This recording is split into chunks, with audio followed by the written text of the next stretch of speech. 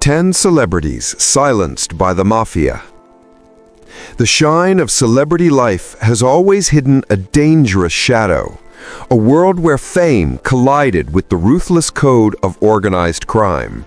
Behind the lights and luxury existed men who ruled from the dark. They saw even Hollywood's brightest as expendable if business demanded it. For generations, the boundaries separating Hollywood, Vegas, and the mob were disturbingly thin. Stars shared tables with mobsters, performers filled mob-owned stages, and many entertainers became unwilling players in a game they couldn't control. For a few of them, those ties would seal their fate. A former FBI agent who investigated the mob in the 60s and 70s revealed that these weren't casual friendships. They were deals. And when the deals soured, the fallout was deadly. Today, we uncover the chilling reality of 10 celebrities whose lives ended because of organized crime. From movie icons found under suspicious circumstances to singers whose official causes of death never matched the evidence, the truth is darker than the headlines ever revealed. Perhaps the most haunting is the case of a beloved actress whose death has been written off for decades, even as evidence mounts that mob forces silenced her to protect political power at the top. Or the legendary crooner whose golden voice couldn't drown out the dangers of his underworld ties until he was found lifeless in a seedy motel. The police called it an accident, but even investigators doubted the story. These weren't coincidences or freak misfortunes. They were deliberate removals. People who knew too much, demanded too much, or crossed the wrong line when money and power were at stake. But let's start with the most infamous of them all, the Hollywood outlaw whose ambition and ego led to a violent end in Beverly Hills, Bugsy Siegel, the man who built Las Vegas and paid the ultimate price. Benjamin Bugsy Siegel wasn't just a mobster, he was a star in his own right. A charming, dangerous man who blended showbiz allure with the ruthlessness of organized crime. His life became the ultimate symbol of glamour and bloodshed that defined his era. Bugsy was more than part of Hollywood. He was Hollywood, said a crime historian. He dated actresses, attended elite parties, and counted George Raft and Jean Harlow as his friends. All while serving as a feared enforcer for the national syndicate, Siegel moved easily through high society. His looks and taste gave him access to both movie moguls and mob bosses. But his true mark on history came from his dream of Las Vegas. The Flamingo Hotel was his masterpiece, a grand resort meant to turn a dusty Nevada town into paradise. But it would also destroy him. The Flamingo was visionary, but it was also his undoing, explained a Las Vegas historian. Over budget and suspected of stealing funds, Bugsy lost the trust of dangerous men. When the casino's opening failed, patience ran out. On June 20th, 1947, while reading a newspaper at her girlfriend Virginia Hill's home in Beverly Hills, a spray of bullets shattered the window, ending her life instantly. The gruesome scene, with one of Siegel's eyes blown out, became legend. This wasn't just another killing. It was a statement, said a former detective who studied the murder. Taking down a man like Siegel proved that even the powerful could fall if they crossed the wrong people. No one was ever convicted, but many believe his longtime partner Meyer Lansky ordered or approved the hit. Photos of Siegel's riddled body filled newspapers, forcing America to confront the brutal reality of organized crime. His death marked a moment when the public finally saw how deep the mob's reach went. He lived as a celebrity, but died as a warning, proof that fame offered no shield in a world ruled by violence. Thelma Todd, the star who made Hollywood laugh until she was silenced. In the early 1930s, Thelma Todd reigned as one of comedy's brightest faces. A dazzling blonde with perfect timing, she starred alongside the Marx Brothers, Buster Keaton, and Laurel and Hardy. Her wit and charm made her a fan favorite across America. But everything changed on the morning of December 16, 1935, when her maid stumbled upon a horrifying sight. Thelma, dead in her car, slumped over the wheel. The coroner ruled it carbon monoxide poisoning, but from the start the story didn't fit. She had dinner plans the next day and was in good spirits. There were bruises on her face and neck, and she was terrified of garages. Few realized that Thelma's business ventures had pulled her into dangerous company. Her restaurant, Thelma's Sidewalk Cafe, was the talk of the town, but reportedly hid an illegal gambling operation upstairs. The cafe looked innocent, but behind the scenes, it was mob territory. Thelma had grown uneasy about those connections and was rumored to be planning changes that would have cut the mob's profits.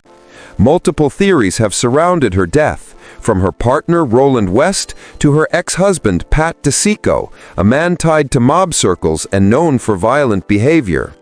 But the most enduring suspicion points to Lucky Luciano, the notorious Mafia boss. Sources claim Luciano wanted to expand his gambling business at Thelma's cafe, but she refused, and soon after, she was gone. Eyewitnesses recalled seeing Thelma in a heated dispute with Luciano during a Hollywood gathering not long before she died. Authorities wrapped up the investigation into her death with alarming haste and minimal effort. Essential witnesses went uncontacted. Vital evidence was misplaced, and important clues were brushed aside. The entire inquiry concluded far too quickly. A retired police detective who later analyzed the case claimed it bore every sign of a deliberate cover-up. Influence from elite Hollywood circles and organized crime appeared to push the probe toward a result that shielded certain people.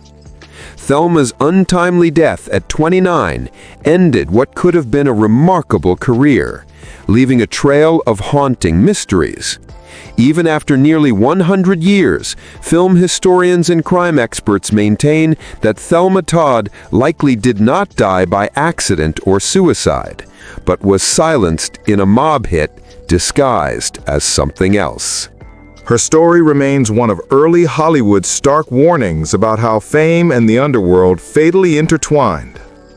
Sam Cooke, the voice that was taken too soon.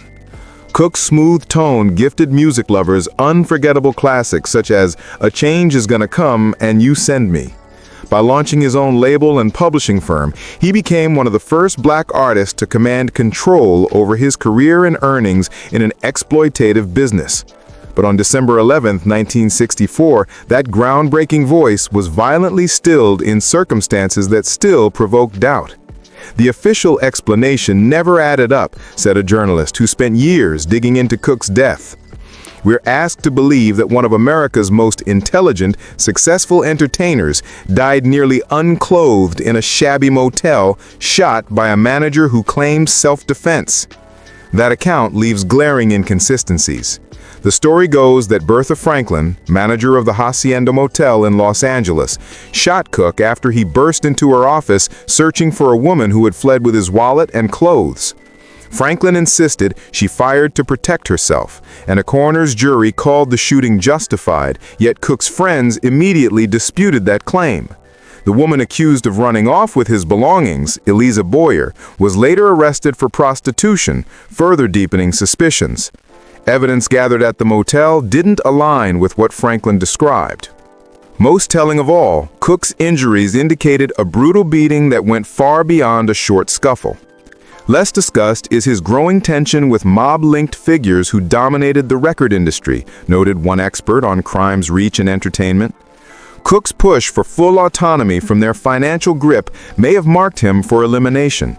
In the early 1960s, organized crime heavily shaped bookings, distribution, and venues. As Cooke gained independence, refusing segregated shows and insisting on ownership of his music, he disrupted the system that profited from control. Just a week before his death, Cook was reportedly consulting attorneys to audit his former label for missing royalties. Those unpaid funds, insiders say, would have exposed connections between the label and organized crime. Tensions escalated when Cook signed a groundbreaking RCA deal granting him unprecedented ownership of his masters, cutting out mob-affiliated middlemen who had long profited off him. The motel killing, argued one biographer, offered the perfect setup, a scandal easy to explain away.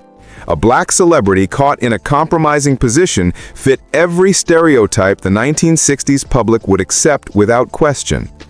While concrete proof of mob involvement has never surfaced, the questionable evidence, money motives, and Cook's growing independence suggest his death was nothing but random, more likely an orchestrated removal of a star who refused to be controlled. Marilyn Monroe, the ultimate Hollywood enigma. In the 1950s, she embodied cinematic allure, conquering global fame through hits like Gentlemen Prefer Blondes and Some Like It Hot. Her golden hair, airy tone, and perfect curves cemented her as the definitive icon of sex appeal. Yet beneath that crafted facade was a fragile woman ensnared by dangerous alliances, ones many believe led to her demise. On August 5, 1962, Monroe was discovered lifeless in her Brentwood bedroom, lying nude and face down. Officials quickly labeled the death a probable suicide from barbiturate poisoning, but almost instantly doubts flooded in about the truth of that night. The whole scene looked staged, claimed a former investigator who later reviewed the reports. Her room had been tidied up before police showed up. Crucial evidence vanished without explanation, and the timeline of events never aligned. What amplifies the mystery are Monroe's entanglements with two spheres of immense power, the Kennedy dynasty and the mob. Months before she died, Monroe was said to be romantically linked with both President John F. Kennedy and Attorney General Robert Kennedy. This went far beyond romance, explained a Hollywood historian familiar with secret political scandals. Monroe kept extensive diaries and allegedly recorded conversations, storing explosive knowledge about nuclear policy and the administration's mob ties. Her mob connection flowed through associates like Frank Sinatra, who introduced her to the Kennedys. Sinatra's relationship with Chicago crime boss Sam Giancana and other mob figures only deepened the danger. It created a volatile triangle with Monroe at its center. The most convincing theory, stated a veteran journalist who spent decades studying the case, is that Monroe became too risky for too many powerful men. She was preparing to expose not only her relationships with the Kennedys, but possibly the government's shadow dealings with organized crime. According to this view, Monroe's death was arranged to appear self-inflicted, with mob operatives possibly carrying the act out for political allies desperate to contain the fallout her revelations could unleash. According to a former FBI agent familiar with the case, Robert Kennedy was present in Los Angeles that night, despite later attempts to deny it. Both witness accounts and phone logs placed him at Monroe's home just hours before she died, and his abrupt exit from the city soon after has never been properly explained. Monroe's death investigation was shockingly incomplete. Authorities skipped a full autopsy, while crucial materials like her diary and phone records vanished without explanation. Toxicology findings revealed barbiturate levels so extreme that ingestion was impossible. She would have lost consciousness long before consuming a fatal dose. This wasn't mere incompetence, it was a deliberate cover-up, argued a forensic expert who later analyzed the evidence. Almost every guideline for probing a suspicious death was ignored or deliberately broken. Even 60 years later, Monroe's case remains officially tagged as a probable suicide, yet the overlap of Hollywood fame, political influence, and mob involvement in her last days continues to raise suspicions that she was silenced for what she knew. Johnny Stompanato met his end in a Hollywood bedroom, not as a movie star, but as a gangster. Serving as the bodyguard and muscle for LA mob boss Mickey Cohen, Stompanato thrived on intimidation and chaos. But his violent romance with actress Lana Turner ended his life and ignited one of Hollywood's most infamous scandals. He was the quintessential mobster drawn to movie star glamour, said a film historian who chronicled Tinseltown scandals. Stompanato deliberately courted actresses, and when he began dating Turner in 1957, he had landed the ultimate prize. Their passion soon curdled into violence. Turner later confessed that Stompanato beat her and threatened to mutilate her face or harm her child if she left him. Despite her fame, she became trapped in the same cycle of fear and reconciliation faced by many abuse victims, though her celebrity made it public spectacle. Everything erupted on April 4, 1958. When Stompanato barged into Turner's Beverly Hills home, a heated argument followed. As he threatened to harm them, Turner's 14-year-old daughter, Cheryl Crane, intervened, stabbing him once with a kitchen knife. Stompanato died on the spot. This wasn't a mob hit, but it showed how violence from that world bled into Hollywood life. The inquiry that followed became a frenzy of cameras and headlines. Turner's tearful testimony about years of abuse gripped the nation. Ultimately, the coroner's jury deemed it justifiable homicide, believing Crane acted in defense of her mother. But the aftermath told a darker story. Mikey Cohen, furious over his enforcer's death, dismissed the official version and hinted at revenge. Some insiders claimed Cohen suspected Turner herself had delivered the fatal blow and that her daughter took the blame to avoid punishment.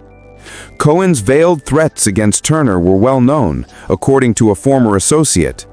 He was convinced the studios had orchestrated a cover-up to shield her from scandal. Matters worsened when Cohen arranged for Stompanato's love letters to be stolen from Turner's home, then tried to blackmail her with them, drawing police attention and deepening Hollywood's ties to criminal networks. The killing exposed the dangerous crossroad of fame and organized crime, noted a sociologist studying pop culture. It proved that behind Hollywood's glamour lurked real danger and corruption. Even today, the case stands as one of Hollywood's darkest reminders. They're looking for you. Everybody, Crunch and Goon and everybody. We know. They think you told the police on them. Sal Mineo, the Rebel Without a Cause star, met a tragic fate in a West Hollywood alley. Rising to fame for his sensitive performance alongside James Dean and Natalie Wood, Mineo became one of the 1950s brightest young talents. But by 1976, his career had waned, and on February 12 of that year, he was stabbed to death behind his apartment building. At first, mob involvement seemed likely, explained a crime historian familiar with the case. Mineo's Bronx roots connected him loosely to underworld figures, and the single, precise stab wound suggested a professional hit. Detectives considered multiple angles. Some speculated that his openness about his bisexuality might have made him a target, while others suspected gambling debts or unpaid loans linked to organized crime. There were whispers that he owed the wrong people money, recalled a former Los Angeles detective. When your career fades and you can't get credit, you sometimes turn to mob-connected lenders. If you can't pay, they collect in blood. For nearly 3 years, the case went cold, surrounded by rumors of revenge and secrecy. Then in 1979, police arrested Lionel Ray Williams, who was convicted of Mineo's murder and several nearby robberies. The official version, that Mineo died in a random robbery, never sat right with those close to him. Williams didn't even realize he'd killed a Hollywood icon, said an investigative journalist who covered the trial. It appeared far too neat, too improbable an explanation for a murder that seemed at first far more deliberate. Several investigators and friends of Moneo refused to accept it, suspecting that Williams had been paid by someone nursing a grudge against the actor, possibly linked to debts or dangerous past entanglements. The accuracy of the single stab wound piercing directly through the heart struck many as too precise for an ordinary street attack. Even after the trial's conclusion, uncertainty persisted, remarked a biographer who delved into Moneo's life. Could Williams have been framed? Were there threads of the story left deliberately untouched? The file was closed, yet the doubts never really faded. What gives Moneo's tragedy deeper weight is how it mirrors the downfall of countless Hollywood figures. Sudden fame, followed by years of struggle, financial ruin, and risky associations. Whether or not the mob had a direct hand in his demise, the harsh truth endures. Faded stars remain easy prey for exploitation and violence in show business. My thanks to all of you, and now it's on to Chicago, and let's win there. Robert F. Kennedy, the assassination that forever altered the course of American politics. On the night of June 5, 1968, only moments after celebrating his win in the California Democratic primary, Senator Robert F. Kennedy was gunned down inside Los Angeles' Ambassador Hotel. He succumbed to his wounds the following day, and Sirhan, a Palestinian immigrant with anti-Israel beliefs, was arrested immediately. The long-accepted version of events holds that Sirhan acted alone, but persistent inconsistencies in the evidence, testimony, and broader context have kept alive suspicions that organized crime may have played a hidden role. That suspicion gains strength when one looks at the Kennedy clan's tangled history with America's underworld.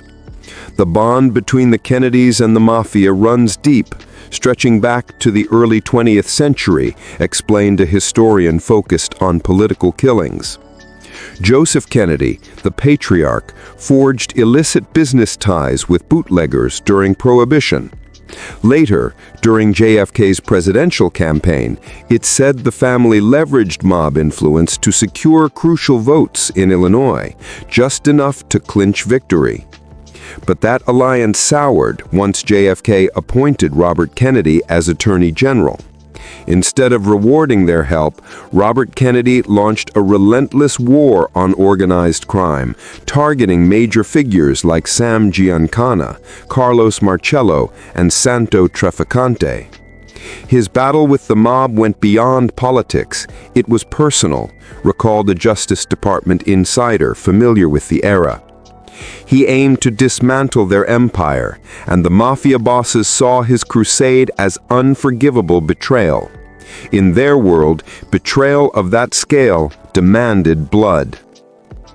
The murder of President John F. Kennedy in 1963 had already sparked whispers of mob revenge. When Robert Kennedy, widely expected to reopen his brother's case, was killed 5 years later, the pattern seemed too coincidental to ignore. The inconsistencies in RFK's murder record remain troubling, insisted a forensic specialist who analyzed the evidence. The autopsy confirmed Kennedy was shot from behind at near point-blank range, yet witnesses placed Sirhan several feet ahead. The bullet count exceeded his gun's capacity, and credible reports suggested a second shooter, perhaps a security guard tied to the mob. That guard, Thane Eugene Caesar, had drawn his weapon and stood directly behind Kennedy at the time. Despite his positioning, he was barely investigated, even though he fit the description of the possible second gunman. Some researchers have since linked Caesar to organized crime networks. It may have been the perfect psychological setup, suggested a criminal psychologist familiar with the case. Sirhan appeared dazed, almost hypnotized, and has long claimed no memory of firing his weapon. Could he have been manipulated into creating chaos while another assassin struck the fatal blow? Suspicion only grew when key evidence, like ceiling tiles with bullet holes proving two shooters, vanished under police custody. From the outset, investigators focused solely on Sirhan, ignoring alternative theories or potential partners. If one intended to ensure no Kennedy ever reopened the 1963 case, this operation was flawless, argued a former intelligence analyst who examined both killings. Use a foreign gunman with an obvious motive to distract, while the true assassin disappears unnoticed. Though history still records Sirhan as the lone culprit, the combination of motive, opportunity, and missing evidence keeps the mob conspiracy theory alive. Another dark page in the long, violent history between organized crime and American power. Nobody in this country respects what's weak. Think of Jimmy Hoffa, the vanished Union Titan. On July 30th, 1975, Hoffa left home for a meeting with mobsters Antonio Provenzano and Antonio Giacalone at the Mocca's Red Fox in Bloomfield Township, Michigan. He never returned. The mysterious disappearance of the former Teamsters president remains one of the most haunting, unsolved crimes in U.S. history, proof of the mob's ability to erase a man completely. Though Hoffa wasn't a Hollywood figure, he was undeniably a household name, noted a labor historian specializing in the Teamsters. His dominance, his ruthless style, and his very public clashes with Robert Kennedy made him as famous as any actor of his day. Hoffa's dealings with organized crime were intricate and deeply rooted. As he built the Teamsters into a labor empire through the 50s and 60s, he partnered with mob bosses who secured his control of ports and trucking routes. In exchange, they tapped into the Teamsters' vast pension fund, a financial powerhouse that bankrolled casinos and criminal enterprises nationwide. The relationship thrived until Hoffa's 1967 imprisonment for fraud and jury tampering, explained a former FBI agent who studied the case. His successor, Frank Fitzsimmons, gave the mob even freer access to union money, something they weren't about to relinquish after Hoffa's release in 1971. Once free, Hoffa sought to reclaim his title despite a court order barring him from union activity until 1980. That ambition clashed with both his successor and mob allies who preferred the compliant Fitzsimmons. Hoffa assumed his past loyalty would shield him, recalled a former Teamster official, but he fatally misjudged how much the landscape had changed. To the mob, he was now a liability, a threat to their lucrative control. On the day he vanished, Hoffa told his wife he was meeting Provenzano and Giacalone to reconcile. Both provided alibis later. Witnesses spotted Hoffa waiting in the parking lot before entering a maroon car with unknown men. He was never seen again. This was no crime of passion, declared a detective who spent years on the case. It was executed with precision. The disposal was so thorough that despite one of the FBI's largest investigations, his remains were never recovered. That kind of efficiency marks the Mafia at its most ruthless. Over the years, theories have multiplied, buried under Giant Stadium, crushed in a car compactor, dissolved in acid. None have ever yielded proof. The Hoffa mystery sent a chilling warning, noted a criminologist studying organized crime. They made the most famous labor leader in America disappear completely. If they could erase him, no one was untouchable. In 1982, Hoffa was declared legally dead. By 2014, the FBI had closed the file, though occasional credible tips still surface. His disappearance endures as the ultimate symbol of the mob's power, an assassination so perfect the victims simply vanished from existence. Now to another case that blurred the line between crime and politics. Barry Seal, the pilot who knew too much. Though not a Hollywood star, Seal's life was cinematic enough to inspire a Tom Cruise movie. An aviation prodigy, Seal began his career with TWA, but soon became America's most notorious drug smuggler, connecting the CIA, Colombian cartels, and top U.S. officials. He stood at the crossroads of espionage, narcotics, and scandal, observed a historian of covert operations. Seal wasn't just a courier, he was a man who held dangerous secrets about the powerful. During the early 1980s, he flew countless cocaine runs from Colombia to the U.S., primarily through Louisiana and Arkansas. What made him exceptional was that he worked simultaneously with the DEA and allegedly with the CIA, creating a network riddled with contradictions and betrayals. At his peak, Seal was moving up to $5 billion worth of cocaine annually, recalled a former DEA agent. When caught, he flipped, offering damning evidence linking the Medellin cartel to Nicaragua's Sandinista regime, intel that conveniently supported Reagan's Central American agenda. His work culminated in a daring sting flight to Nicaragua, where he photographed government officials helping load cocaine onto his plane.